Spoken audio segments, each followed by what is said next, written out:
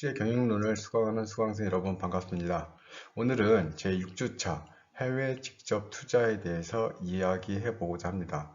해외 직접 투자는 우리가 이제 기업이 제품을 해외에 내보내는 방법을 크게 세 가지로 우리가 구분했었는데요. 첫 번째가 수출, 또 수출도 간접 수출, 직접 수출이 있었고, 두 번째가 기술 제휴, 라이선스, 그리고 프랜차이즈, 그다음에 기타 경영, 관리 계약 등, 그리고 이제 마지막이 기업의 자원, 자본, 기술, 인력 등을 직접 그 대상국 내지는 대상 지역의 공장 형태라든지 뭐 해외 판매 법인 형태라든지 해서 회사를 세워서 직접적으로 제조, 생산, 판매하는 그런 과정을 해외 직접 투자라고 하고, 영어로는 FDI, Foreign Direct Investment라는 표현을 씁니다. 해외 직접 투자를 하게 되면 기업의 입장에서는 굉장히 많은 이런 고려 요소들이 있습니다. 왜 나가야 되지? 나가서 만 실패했을 경우에, 성공했을 경우에, 현지의 시장 상황은, 경쟁자들은, 그리고 각종 정치적, 법률적 이런 규제 사항들은, 그리고 과연 내가 이곳에서 성공할 수 있을지, 그리고 이곳이 아닌 다른 지역에 투자했을 때 성공했을 또는 실패했을 그런 기회 비용이라든지, 그리고 공장을 다 지었는데 판매가 불가한다든지, 또는 국유화 때는 정권이 바뀌어서 우리가 퇴출 또는 우리가 나와야 했을 때 그런 매몰 비용이라든지 엄청나게 많은 의사결정 요인들이 있기 때문에 이 해외 직접 투자는 어떻게 보면 해외로 나가는 또는 그 기술력, 자본들을 내보내는 가장 핵심적인 사업이라고 할 수가 있겠습니다. 그만큼 위험도 크지만 그만큼 이익도 커다랗게 얻을 수 있기 때문에 기업들은 이런 해외 직접 투자를 통해서 현지국의 상황, 내지는 정치적, 경제적 이런 요인들을 고려함으로써 기업의 의사결정에 가장 좋은 최적의 의사결정을 하고자 노력을 한다는 것입니다. 따라서 기업들이 해외 직접 투자를 하는 과정에서 어떠한 고려 요인들이 있는지, 그리고 왜 나가는지, 여러 가지 그 나가는 요인 중에 뭐 크게 네 가지 정도를 말씀을 드리는데요. 시장, 효율성, 선진기술, 천연자원 이런 목적들이 있고요. 또 이런 목적에 따라서 기업의 의사결정에 과연 어떤 부분들이 큰 영향을 미치는지, 그리고 기업들이 어떤 부분을 고려 요소로 가장 핵심적으로 먼저 생각해야 하는지 등 굉장히 다양한 분야에 대해서 설명을 드리고자 합니다. 그래서 해외 직접 투자는 어떻게 보면 기업에게는 큰 이득도 줄 수 있고요. 큰 손실도 줄 수 있기 때문에 항상 다양한 의사결정 과정을 통해서 최적의 선택을 해야 된다는 점에서 매우 중요한 경영 활동이라고 할 수가 있겠습니다. 그러면 우리가 해외 직접 투자에 대해서 한번 본격적으로 수업을 시작하도록 하겠습니다. 해외 직접 투자 이 수업에서 우선 우리가 봐야 될 이 내용들은 다음과 같습니다.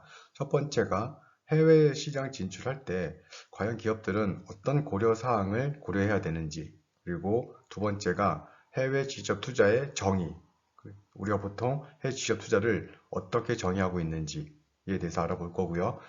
세 번째가 이제 목적, 왜 나가는지, 크게 아마 네 가지 정도로 나올 텐데요.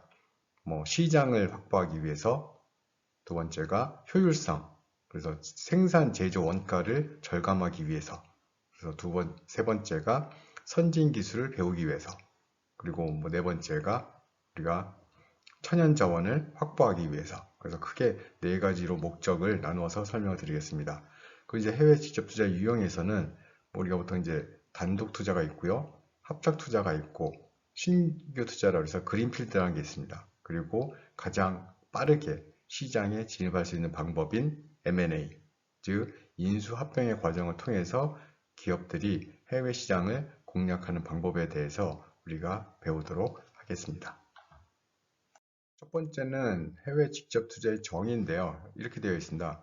해외 직접 투자는 기업이 자사가 보유하고 있는 생산 요소, 즉 기술, 자본, 경영 노하우 등을 해외에 포괄적으로 이전, 그래서 그 해외의 공장 내지는 현지 법인의 기술, 자본, 경영 노하우 등을 그대로 이전한 다음에 이것을 해외 현지의 생산 요소, 어떻게 보면 노동자들이 되겠죠. 내지는 생산 기술 또는 이런 이 현장에서 생산 요소와 결합하여 제품을 생산한 다음에 그것을 그 지역, 그 국가, 그 판매 마켓, 시장에 판매하는 기업 활동으로서 투자 기업이 직접 경영에 참여하는 형태의 해외 사업 방식을 의미한다. 한마디로 국내에서 생산해서 수출하는 게 아니라 그 나라 기업들이 와서 우리나라 뭐 상표, 브랜드를 가져가는 게 아니라 우리가 직접 현지에 나가서 그곳에서 땅을 내지는 기계 설비를 다 설치하고, 이게 그린필드가 되니까 신설 투자가 되겠죠.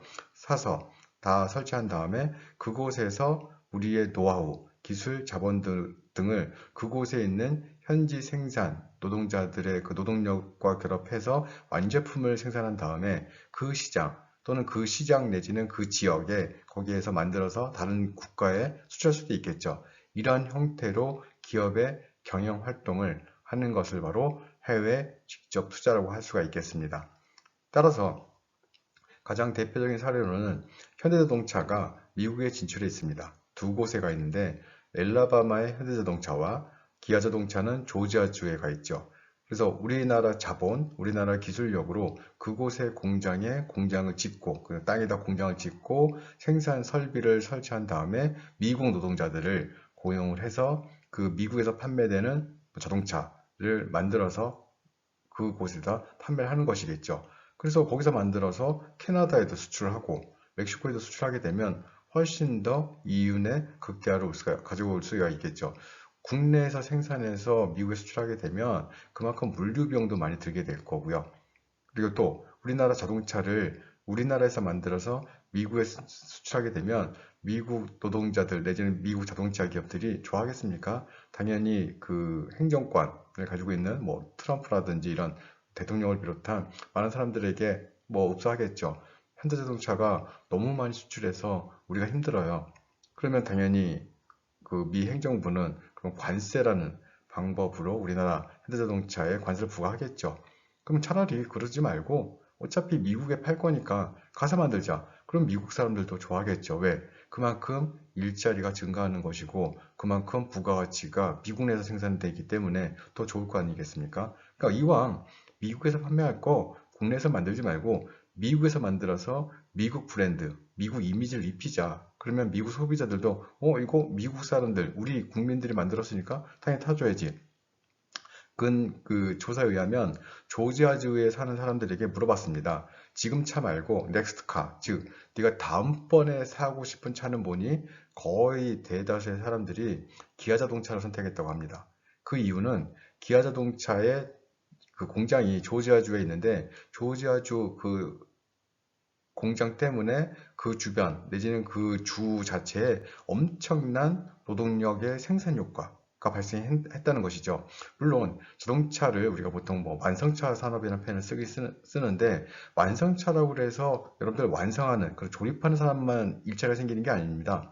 첫 번째 엔진 따로 만들어 갖고 오겠죠. 셋시 만들어 갖고 오겠죠. 타이어 만들어 오죠. 에어컨 뭐 각종 그 2만 3만여 가지의 부품들이 들어가는데 그 부품들은 물론 이제 현지에서 조달할 수도 있고 해외 수입할 수도 있지만 아무튼 그렇게 만들어진 그런 부품들 1차 협력업체, 2차, 3차까지 퍼져나가겠죠. 거기에다가 그 공장에 있는 가족들 또 같이 생활할 수 있는 그런 기반 여건들 거기에 뭐 영화관이라든지 쇼핑몰이라든지 한마디로 자동차 공장 하나 생기면 그 주변 몇만 명, 그렇죠? 그 경제 파급 효과가 엄청납니다. 따라서 이왕이면 우리도 윈, 미국도 윈, 그리고 조지아주, 엘라바마주도 윈 할 수 있는 현지에서 직접 생산해서 가공, 판매하는 이런 해외 직접 투자가 향후에는 점점 더 많아지지 않을까. 그래서 그런 과정 속에서 과연 어떤 것을 위험 요인을 고려해야 되는지 이것이 바로 우리가 지금 해외 직접 투자를 공부하는 이유이며 그 해외 투자의 정의라고 말씀드릴 수가 있겠습니다. 해외 투자는 우리 국내에서 하는 게 아니라 해외에 직접 나가서 하기 때문에 각종 위험이 굉장히 큽니다. 따라서 내수 시장에서 경쟁 이유를, 즉 자본이나 기술, 경영 노하우를 가지고 있다고 해서 그것이 무조건 해외 시장에서 성공하리라는 법도 없습니다. 그만큼 국제화 내지는 이런 해외 시장에 대한 이런 경험이 충분하지 않은 기업들은 잘못 나가게 되면 엄청난 손실을 안고 되돌아오는 그런 위험에 그 경영적 위험에 직면하게 됩니다. 따라서 물론 해외에 나가서 많은 수익과 이득을 얻을 수 있다면 좋지만 항상 염두에 둬야 될 것은 과연 실패했을 때, 되돌아왔을 때 얼마만큼의 기회비용을 포기해야 되는지, 기업의 경영적으로 위험을 가중시킬 수 있는지 이런 부분들도 충분히 고려해야 된다고 생각을 합니다. 물론 해외 시장을 공략할 때 해외 직접 투자를 하게 되면 시장 확보도 쉽고 아니면 우리가 뭐 더 물류 비용이라든지 이런 제반 또는 정치적 관세 같은 이런 배려 이 부분들을 이 회피할 수도 있지만 그만큼 기업은 부담해야 될 위험이 크다는 점에서 국내에서 잘한다고 해외에서까지 잘한다는 보장이 없기 때문에 항상 염두에 두어야 된다고 생각을 합니다.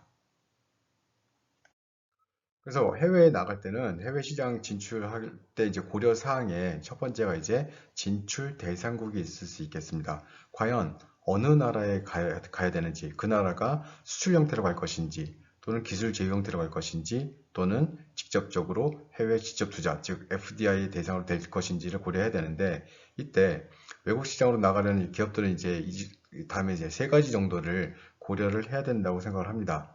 첫 번째가 어떤 외국 시장으로 진출할 것인지, 미국, EU, 유럽, 내지는 뭐 아시아, 뭐 아프리카, 남미 이런 어느 나라를 대상으로 해외 직접 투자를 해야 현재 우리가 가지고 있는 뭐 자본이라든지 기술이라든지 인력 자원 등 또는 경영 노하우 등을 가장 잘 활용할 수 있는지, 그렇죠? 그런 것들을 고려해야 되기 때문에 어떤 나라, 어떤 지역으로 갈 것인지를 파악을 해야 될 것이고, 두 번째가 바로 언제죠. 언제, 어떤 규모로. 물론 언제 가는 것도 중요하고 어떤 규모로 가는 것도 중요한데, 어떤 규모라는 것은 물론 많이 크게 가는 게 좋죠. 그래야만 커다랗게 만들어서 크게 성장할 수 있으니까. 그런데 크게 성장하기 위해서 크게 투자하게 되면 실패해도 큰 손실을 보게 됩니다. 그래서 크게 하는 것은 뭐 규모의 경제를 확보하기 위해서 좋을 수 있지만 실패했을 때도 항상 고려해야 되겠죠. 그리고 언제라는 것. 이제 우리가 이제 뒤에서 이제 오늘 배우겠지만 M&A 언제 하느냐. 정말 되게 재밌는 현상이 발생을 했습니다. 이제 아시아나 항공 관련돼서 이제 말씀드릴 텐데, 아무튼 왜 언제라는 표현을 쓰게 되냐면 지금 시기 보십시오. 지금의 시기. 거의 모든 기업들이 힘들어하죠. 특히 뭐 영세 상인이건 중견 기업이건 대기업이건 소비가 없기 때문에 굉장히 다 힘들어합니다. 거기에 더불어서 항공업계는 여행 수지, 내지 여행객들이 없어졌기 때문에 항공기들은 그냥 다 지금 계류장에 다 서 있죠. 이런 상황들. 거기에 항공사들이 어려워지니까 임직원들에게 뭐 명예퇴직이라든지 뭐 구조조정이라든지 뭐 이런 것들을 또 시켜서, 그렇죠, 계약을 뭐 안 한다든지, 그래서 막대한 사람들이 엄청난 손실을 보고 있습니다. 이때 대부분의 기업들은 최대한 투자를 멈추려고 노력을 하고 있습니다. 그런데 언제 나가느냐, 그렇죠? 이것도 굉장히 큰 진출의 그 타겟이 될 수 있기 때문에 언제 나가는지, 어떤 규모로 나가는지 또 꼭 고려해야 될 것이고요. 자, 그리고 세 번째가 어떤 시장의 진입 방식. 진입 방식이 우리가 보통 이제 첫 번째가 수출의 방식이 있을 수 있고요. 두 번째가 기술 제휴, 그리고 FDI가 있을 수 있겠죠. 그래서 이런 것들, 어느 나라 갈 것인지, 언제 갈 것인지, 그리고 어떤 방법으로 갈 것인지 꼭 진출할 때 먼저 선행되어야 될 의사결정이라고 할 수가 있겠습니다. 그래서 이제 해외 진출 때 이제 고려 사항 중에 우선은 이제 내부 요인과 외부 환경 요인을 이제 구별해서 보겠습니다. 기업의 내부 요인은 우리 기업이 가지고 있는 경영자원, 핵심 역량, 뭐 코어 컴피던스라는 표현을 쓰는데 이러한 것들도 고려해야 되겠고요. 그리고 두 번째는 우리가 과연 우리 기업이 나갔을 때 어느 정도의 수익을 얻을 수 있는지, 그리고 어느 정도 투입했을 때 어느 정도의 뭐 아웃풋이 나오는지, 이러한 과거의 국제화에 대한 경험, 해외에 나가본 적이 있는지, 그리고 그 나라 또는 그 지역에 어느 정도의 뭐 우리 기업의 뭐 이미지라든지 이런 시장 점유율들이 가지고 있는지, 이런 것들이 어떻게 보면 굉장히 큰 경험 노하우죠. 이런 것들을 우리가 보통 국제화의 경험이라고 하는데, 이런 국제화의 경험을 가지고 있는 뭐 우리 회사에 직원들이 많이 있는지, 그런 것들을 매뉴얼화, 시스템화 만들어 놓았는지, 그리고 현지국에서 우리 브랜드, 우리 상품에 대해서 어느 정도의 가치를 인정해주고 있는지, 그리고 현지국 뭐 소비자들은 우리 기업에 대해서 어떻게 생각하고 있는지, 그리고 정치권과 또는 뭐 재반, 사회 이 지도층과 관계가 좋은지, 정말 생각할 것들이 많겠죠. 이런 것들을 우리가 보통 기업의 내부 요인으로 치고요. 두 번째는 아래쪽으로 보시면 외부 환경 요인이 있죠. 아무리 우리가 경영 환경 노하우가 크다라 하더라도 외부 환경, 즉 현지국 내지는 국내 환경이 뒷받침되지 않는다면 굉장히 큰 어려움에 봉착할 수 있습니다. 그래서 그러한 우리가 이제 진출하고자 하고 있는 그런 분야가 산업의 특성이 어떻게 되는지, 예를 들어서 우리나라의 뭐 여행사들이 해외 법인을 만든다? 지금은 절대 하면 안 될 때죠. 이런 것들, 산업의 특성, 뭐 계절적인 요인이 있는지, 뭐 사람에 대한 이런 특징이 있는지, 그리고 두 번 아래쪽에 보시면 진출 대상 국가의 경제 문화적 환경, 지금 경제가 그러니까 커져가는 그런 상태인지 아니면 좀 침체기인지, 그리고 문화적으로, 종교적으로 또는 정치적으로, 법률적으로 우리나라 기업과는 좀 더 다를 수 있으니까, 우리나라와는 다를 수 있으니까 그 현지국의 상황이 어떤지, 그래서 우리가 보통 기업 내부 요인과 외부 환경 요인에 대해서 고려를 해야 되는데, 이런 분석을 할 때는 아마 여러분들이 들어보신 적은 아마 있을 겁니다. 그리고 보통 이제 그 분석을 수압 분석이라고 하죠. 그죠? 수압. 아마 예전에 한번 써드린 적이 있었는데, 그래서 이렇게 나누죠. 안 보이는군요. 그렇죠? 수압 분석이라고 합니다. 수압 분석이라고 해서 SWOT라고 하죠. 그래서 이렇게 하는 겁니다. 이렇게. 자, S는 strength에서 강한 거. 그 다음에 내가 약한 거. 그리고 기회, 위협이라고 해서 네 가지 단어를 사용을 했습니다. 그래서 왼쪽에 S하고 W는 바로 내가 강하고 내가 약한 거니까 내부적 요인이고요. 그리고 오늘 오퍼튜니티니까 기회, 트리트니까 위협. 기회와 위협은 어디서 오냐면 외부에서 오죠. 그래서 얘는 외부적인 요인. 그래서 아마 조합이 크게 네 가지가 나오죠.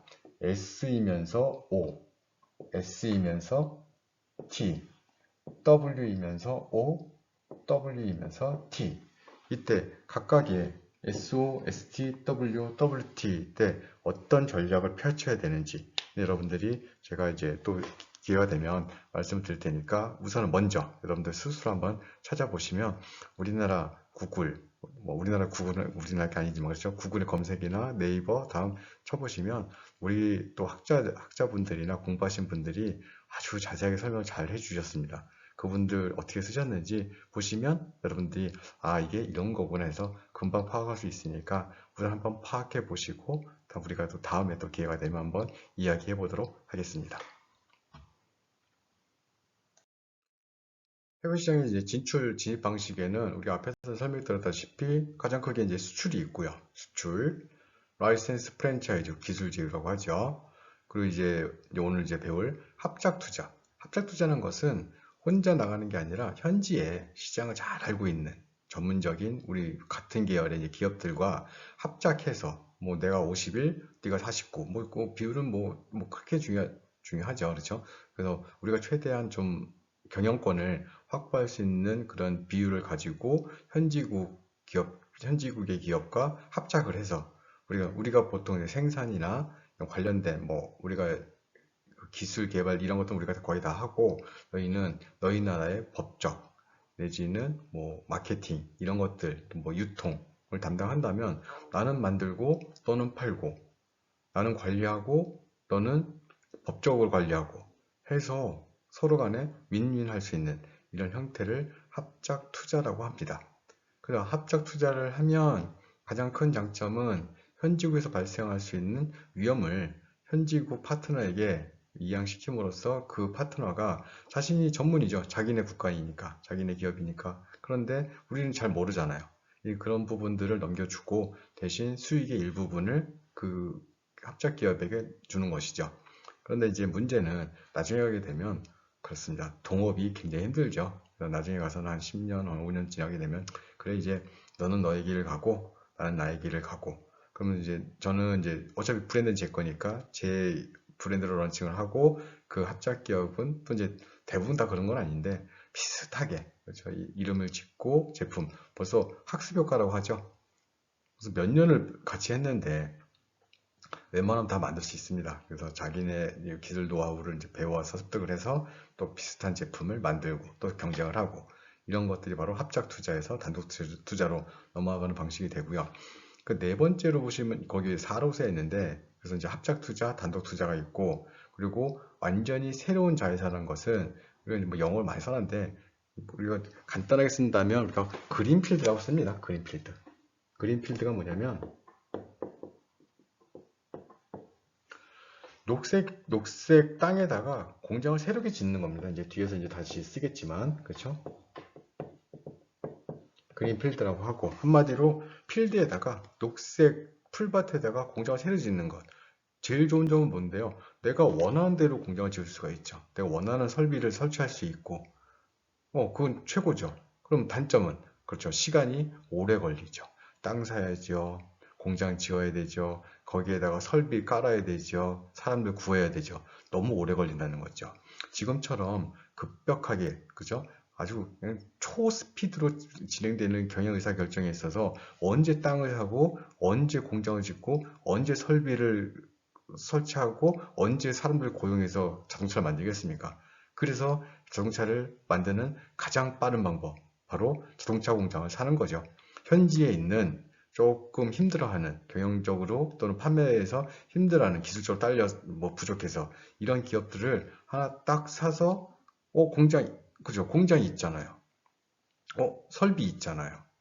사람들 다 지금 다 준비하고 있죠. 자 일명 시작하면 바로 이제 조립할 수 있는 그런 공장을 사서 바로 자동차를 브랜드, 우리 기업의 브랜드, 우리 자동차 회사가 주력을 하고 있는 그런 브랜드를 그대로 만들어서 그 시장 또는 다른 지역에 수출할 수 있는 이게 바로 M&A죠. 그렇죠? 기업을 인수합병하는 방식. 그래서 그린필드 할 것이냐, M&A 방식을 할 것이냐. 그래서 최근에는 새롭게 짓는 것보다는 M&A 방식을 통해서 빠르게 진입해서 빠르게 투자해서 빠르게 수익을 확보하는 것이 가장 좋은 의사결정의 방법이라고 할 수가 있겠습니다. 기업의 해외 진출 시 고려 사항 중에 이제 결정하는 요인에는 여러 가지가 있는데 거기 보시면 첫 번째 전환 비용 우리 앞에서 이제 한번 설명드린 적이 있습니다. 전환 비용을 뭐라고 썼었냐면 스위칭 코스트가 있었죠. 스위칭 코스트. 스위칭 코스트란 게 무엇이냐면 어떤 재화를 쓰다가 다른 기업의 재화, 다른 국가의 재화를 씀으로써 내가 발생하는 비용. 가장 대표적인 게 이런 거죠. 과거에는 우리나라 휴대폰 같은 경우에는 지금은 휴대폰 그 서비스를 제공하는 회사들, SK텔레콤이라든지 올레라든지 LG U+, 그래서 SK에서 다른 곳, LG에서 다른 곳, 올레 다른 곳 갈 때 제 번호가 바뀝니까? 안 바뀝니까? 그렇죠. 안 바뀌죠. 그냥 그 번호 그대로 가죠. 010 띠띠띠 띠띠 그냥 가는데 과거에는 조금 이제 문제가 있었던 게 그 회사가 번호들이 다 있었죠. 그래서 뭐 011, 017, 016, 01, 그렇죠? 018, 019. 그렇죠? 이렇게 5개 회사가 있었습니다. SK텔레콤, 신세계 이동통신, 그다음에 KTF, 지금의 이제 01, 그 올레죠. 018 한솔 이동통신, 019가 LG까지 이 다섯 개, 2개의 셀룰러와 3개의 PCS가 이제 지금 뭐 다 이제 통합 합병돼서 3개로 살아남았었는데 과거에는 이 번호가 앞에 번호였습니다. 011 384 뭐뭐뭐뭐 017 484 뭐뭐뭐 016 이렇듯이 그래서 통신사를 바꾸게 되면 번호가 바뀌게 됐습니다. 번호가. 그러니까 예를 들어서 영업을 하시는 분이라든지 또는 배달, 내지는 본인의 전화번호가 가장 중요한 분들, 그래서 막 전화번호를 많이 이제 막, 그렇죠? 막 나눠드리고 했던 분들이 이거 어떻게 보면 이 번호 자체가 자신의 사업의 아이템의 그냥 주축이었습니다. 그러다 보니까 번호를 한번 정하면 통신사를 못 바꾸는 겁니다. 그럼 예전에 서비스, 이 통장 바꾸게 되면 전화식, 뭐, 이렇게 뭐 문자 오고 해줬는데요. 너무 불편하죠. 따라서 이게 바로 전환 비용입니다. 전환 비용. 그래서 기업들은 최대한 장기 고객을, 내지는 뭐 충성적인 고객을 만들기 위해서 전환 비용을 최대한 크게 하는 겁니다. 크게. 그렇죠? 그게 바로 어떻게 보면 기업의 핵심적인 경쟁 전략이라고 할 수 있겠죠. 옮겨가지 못하게 하려고 전환 비용을 높이는 것. 그래서 여러분들, 우리나라도 지금 대표적인 사례를 본다면 현재 우리나라가 사용하고 있는 전기 220볼트죠. 근데 우리나라 220볼트인데 미국이나 유럽 가게 되면 특히 일본도 마찬가지죠. 220볼트 쓰는 나라가 없습니다. 다 뭐 100볼트, 뭐 110볼트 쓰는데 그러다 보니까 220 쓰는 나라는 우리나라 뭐 중국 정도밖에 없는데 이렇게 쓰게 되면 전환 비용이 굉장히 커지는 거죠. 나갈 때만 다 뭐 예전에 속된 표현을 뭐 트랜지스터 뭐 들고 다니 뭐 그렇죠 하는데 뭐 요즘은 이제 기술력이 좋아져서 프리볼트도 많이 나오겠지만 이런 것들이 어떻게 보면 전환병이죠.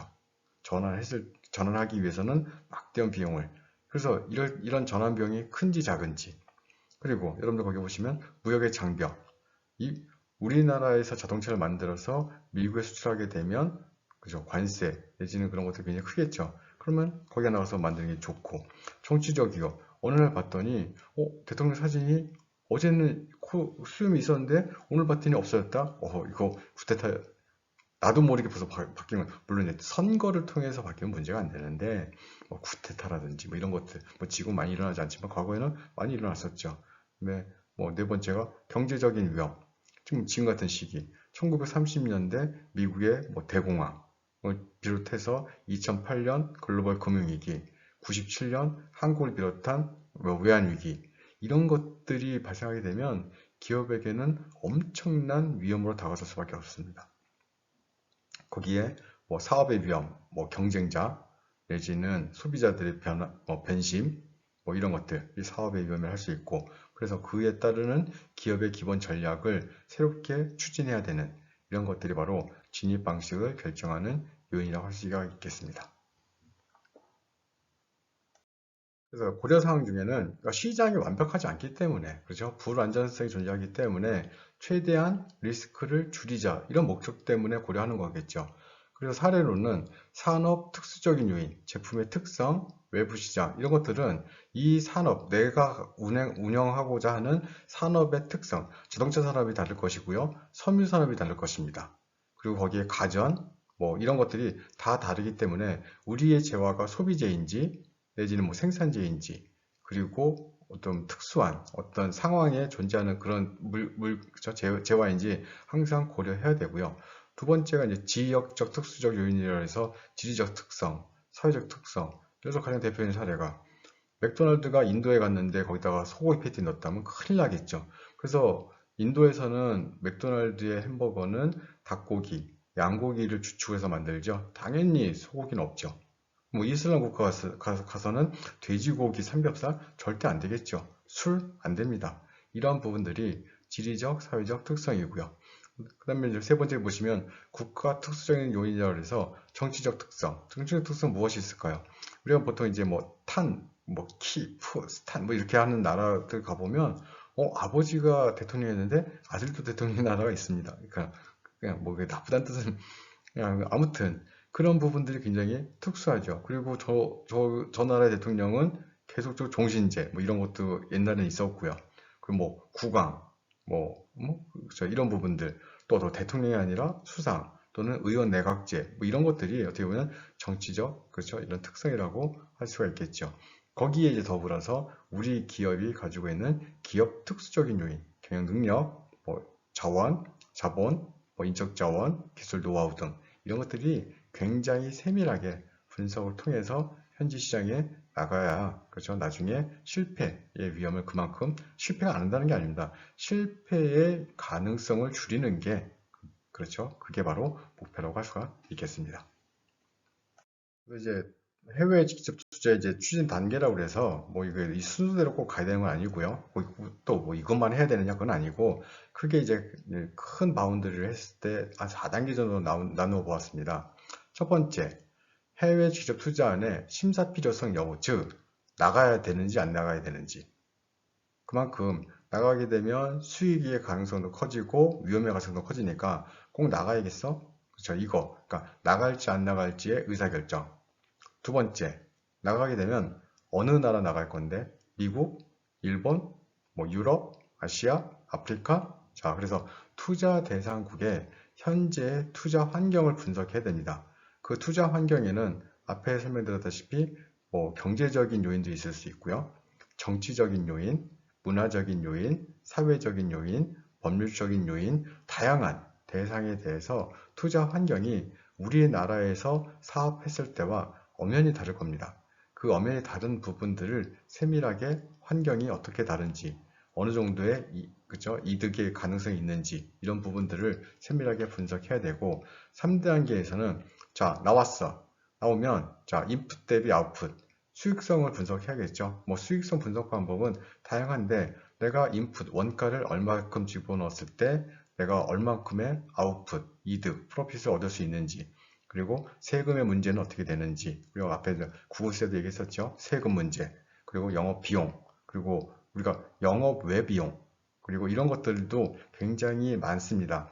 딱 어떤 재화를 만들 때 뭐 100원이 들어갔으니까 거기에 수익이 얼마고 이렇게 계산도 좀 중요하지만 실질적으로 예상하지 못했던 비용도 충분히 발생할 수 있기 때문에 이러한 수익성 분석도 굉장히 세밀하게 해야 됩니다. 조심스럽게 해야 되고 그리고 원가도 어떻게 뭐 대충 뭐 20원에 뭐 만들어서 뭐 50원에 팔지 이런 게 아니라 과연 100원짜리 물건의 인건비가 얼마며 판관비, 판매 관리비가 얼마며 거기에 고정비, 가변 비용이 얼마 있는지 그렇죠? 이런 부분들을 꼼꼼하게 분석을 해야 됩니다. 그리고 이제 4단계 여기까지 마쳤다면 4단계에 가서는 투자 대상과의 정보의 협상, 투자 결정. 이유는 우리가 당신네 국가에 이렇게 제조공장을 만들게 되면 이런 부분에 있어서 사람들도 많이 고용이 되고 이 경제가 활성화가 되고 그리고 그만큼 이 국가에 아주 뭐 경제적으로 큰 이득을 줄 수 있으니 우리가 만들고자 하는 이런 공장, 시설, 설비를 좀 국가가 좀 많이 도와줬으면 좋겠습니다. 땅도 좀 싸게 좀 빌려주시고요.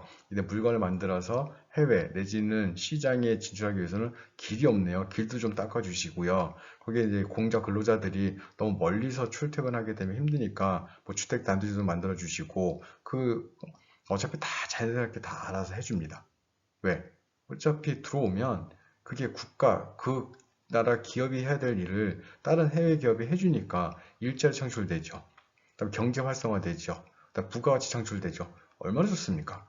그래서 투자 대상국과 협상을 하면서 최대한 얻을 수 있는 것들, 그렇죠? 그 국가가 줄 수 있는 것들은 최대한 얻음으로써 이렇게 국가 정부와 좀 협력 관계를 돈독히 하고 거기에다가 우리가 지금 만들면서 여러분들에게 학습 효과로 기술도 알려드리고요. 또 현지 파트너로 우리가 파트너를 선택을 해서 합작하게 되면 그 기업들도 같이 윈윈 성장할 수 있는 기회가 있으니까 이런 것들 다 활용을 해서 기업의 뭐 수익이라든지 뭐 위험성을 줄이고 수익을 극대화하는 이런 경영적 전략을 선택해야 된다고 생각을 할 수가 있겠습니다. 해외 직접 투자 이제 이론적 배경도 많이 있는, 그러니까 이론들이 많이 나와 있는데요. 거기 이제 뭐 중요한 거 몇 가지만 우선 말씀드리도록 하겠습니다. 여기 보시면 첫 번째가 독점적 우위이론이라고 했죠. 하이머라는 이제 학자가 만든 건데 독점적 우위이론은 말 그대로입니다. 독점적으로 그 기업만 가지고 있는 다른 기업과 경쟁했을 때 이길 수 있는 그런 우위, 그 어드밴티지가 있는 그렇기 때문에 그 기업이 나가는 이유다. 이게 바로 독점적 우위이론이죠. 다국적 기업이라고 해서 우리가 보통 이제 M&E, MNC라는 표현을 쓰는데 다국적 기업은 뭐 두 개국 나라의 뭐 정의까지 다양하게 있지만 아무튼 세계적 기업, 삼성, LG, SK 다 다국적 기업이죠. 나가서 만들고, 나가서 팔고, 나가서 기술 얻고 이런 것들. 이게 바로 다국적 기업인데 다국적 기업들의 경쟁력과 전략에서 그 기업 삼성이 가지고 있는 삼성전자, 삼성일렉트로닉스, SK가 가지고 있는, LG가 가지고 있는 다른 기업과 비교했을 때 그 기업이 가지고 있는 경쟁력을 활용해서 해외 시장에 나가게 되면 다 필요 없다. 기술이 가장 좋은 회사, 자본이 가장 센 회사, 뭐 경영 노하우가 좋은 회사가 성공할 수밖에 없지 않느냐. 그게 바로 독점적으로 다른 기업과 비교했을 때 독점적으로 독보적으로 가지고 있는 우위다. 그렇기 때문에 성공할 수 있기 때문에 나가는 거 아니겠어? 독점적 우위 이론. 자, 두 번째는 제품 수명주기 이론이라고 하죠. 이거 보통 이제 PLC라고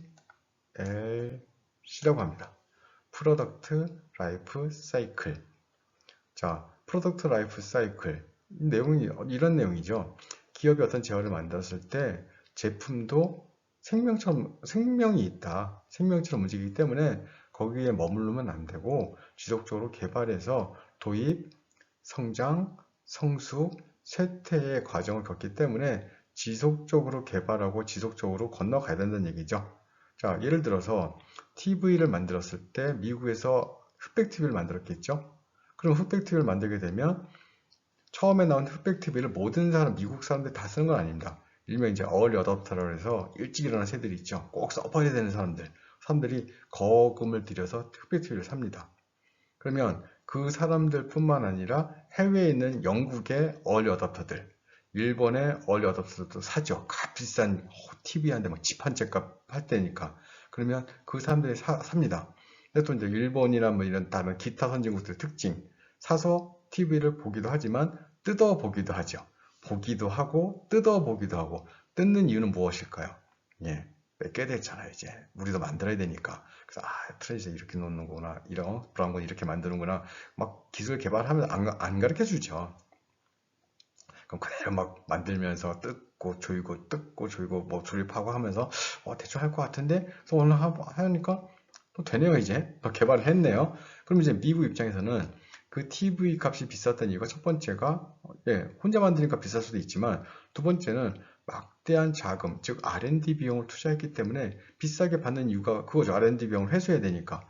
그런데 아까 일본이나 기타 선진국들은 그 R&D 비용이 뜯는 것밖에 없었잖아요. 그러니까 좀 더 저렴하게. 또 일본 그 재화의 특징이 뭡니까? 그렇죠. 작게, 예쁘게, 투명하게. 일명 뭐 일본 표현으로 가와이란 거, 가와이 하듯이, 그렇죠? 자꾸 예쁘게 만드니까 새로운 소비자들은 투박한 미국의 TV보다는 예쁘고 작은 일본 TV가 더 좋아 보입니다. 또 거기다가 금상첨화, 가격도 싸죠. 그러면 미국 기업은, 개발은 미국 기업이 했지만 수익은 이제 또 일본 기업으로 넘어가게 되겠죠. 이때 미국 기업은 그래, 이제 이건 너 해. 나는 이제 어디로 간다? 그렇죠. 칼라로 간다. 칼라 TV로 가겠다고요. 개발했죠. 그러면 미국의 소비자들 중에 모든 사람들이 처음부터 흑백 TV를 볼 수는 없다고 그랬습니다. 일명 어리 어덜트들이 보고, 이제 미국 소비자들 중에 TV가 있네, 나도 좀 사고 싶은데, 보니까 국내에서 이제 흑백 TV는 안 만들죠. 일본의 흑백 TV가 들어오고 있죠. 즉, 교류를 하는 거죠. 그러면 일본의 흑백 TV는 미국에 이제 두 번째로 들어오는 소비자들이 쓰게 될 거고, 미국의 얼리 어댑터들은 컬러 TV를 사서 보겠죠. 비싼 가격에. 그럼 일본의 얼리 어댑터들은, 그렇죠, 미국의 컬러 TV를 수입해서 보겠죠. 이게 넘어가죠, 자꾸. 그럼 뭐 세 번째 하게 되면 이제, 그쵸, LCD, PDP 나오고, 네 번째 OLED TV 나오겠죠. 그런 과정에 보면, 자, 항상 따라가게 되어 있습니다. 따라간다는 얘기 뭐냐면, 미국이 만들고, 일본 만들고, 그 다음에 한국 만들고, 이게 따라가는데, 근데 기본 가정은 그거죠. 역전은 없다. 역전의 명수, 뭐 역전은 없다고 얘기하는데, 그걸 역전시키는 나라가 있습니다. 어디일까요? 그렇죠. 한국이죠. TV 역전시켰잖아요. 삼성, OLED, 그렇죠. 뭐 LED TV, 거기에 휴대폰. 뭐 미국이 처음에 만들었지만 지금은 미국의 애플 말고 삼성이 또 역전시켰죠.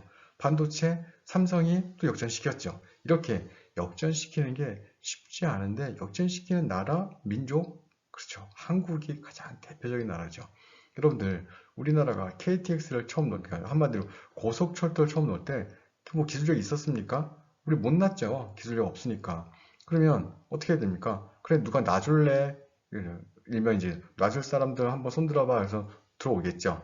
얼마에 놔주겠다고. 그래서 독일 회사 이체가 들어왔고요. 프랑스의 떼제베가 들어왔고요. 일본에 신칸센이 들어왔죠. 근데 일본은 처음부터 떨어졌고, 두 개 나라, 두 개 회사가 경쟁을 했죠. 일본의 이체, 프랑스의 떼제베. 막 경쟁을 하고 있을 때, 우리나라는 결론적으로 누구 선택했다? 그렇죠. 프랑스의 떼제베를 선택을 해서, 그래서 우리나라 일기 고속철도를 놓은 것이 바로 그 철도가 바로 떼제베입니다. 프랑스.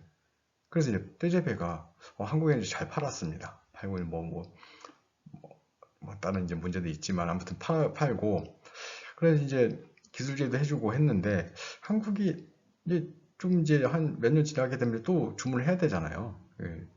이게 어차피 이제 이게 내용연수라는 게 있으니까 내용연수라는 것은 이제 어떤 물건 샀을 때 평생 쓰는 게 아닙니다.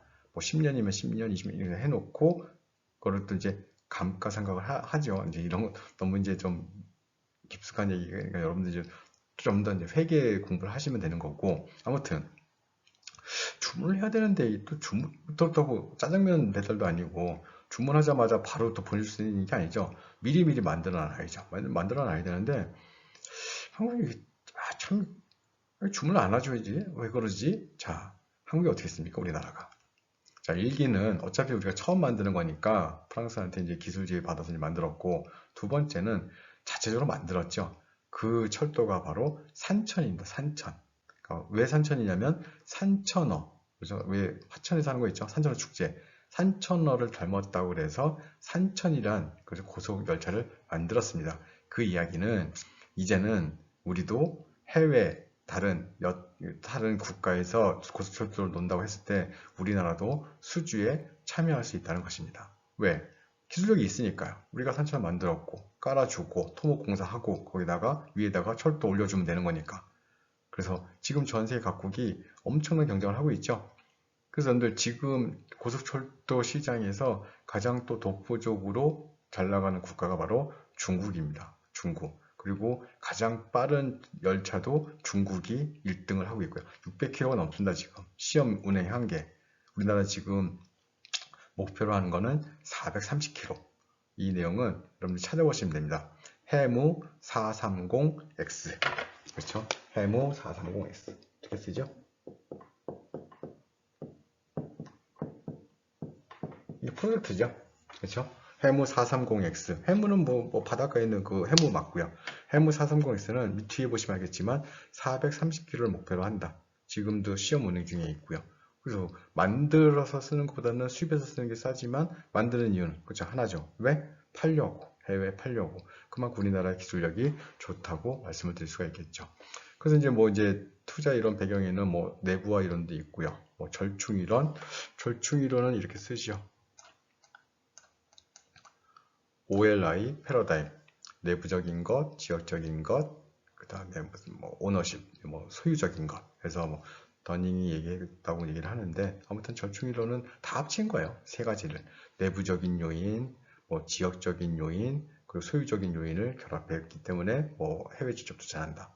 거기에 뭐 거래 비용 이론은 최대한 비용을 코스트를 낮게 하기 위해서 통화 지역 이론은 국가를 뭐 세분화시켜서 그래서 예를 들어서 여러분들 영국이 지금 이제 브렉시트에 해서 나오긴 했지만 유럽이라는 나라가 과거에는 통화를 다 달리 쓰다가 지금은 통화까지 통합한 유로라는 그렇죠 통화를 쓰면서 이제 마지막 단계 도입을 때 뭐 준비 단계에 있었는데 브렉시트 생기면서 영국 나가고 독일의 뭐 지위가 흔들리고 해서 아직까지는 어떻게 될지 모르겠지만 그래도 유럽 지역은 그래서 통합이 되어가고 있죠. 그렇죠? 그래서 이런 것들이 어떻게 보면 뭐 지역적인 통합, 국가적인 통합이라고 할 수가 있겠고 이런 부분들에 대해서 해외 직접 투자의 이론적 배경으로 마무리하도록 하겠습니다.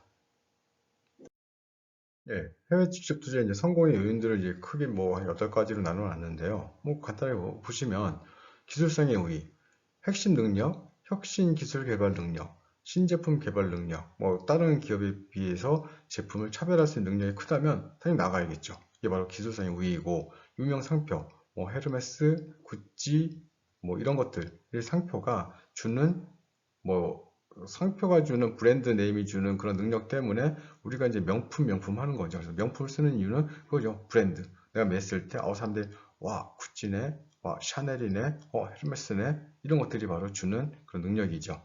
그래서 여러분들 아마 우리가 브랜드 가치를 높이는 게 어떻게 보면 향후 기업 가치를 높이는 첫 번째 방법이라고 말씀드렸고요.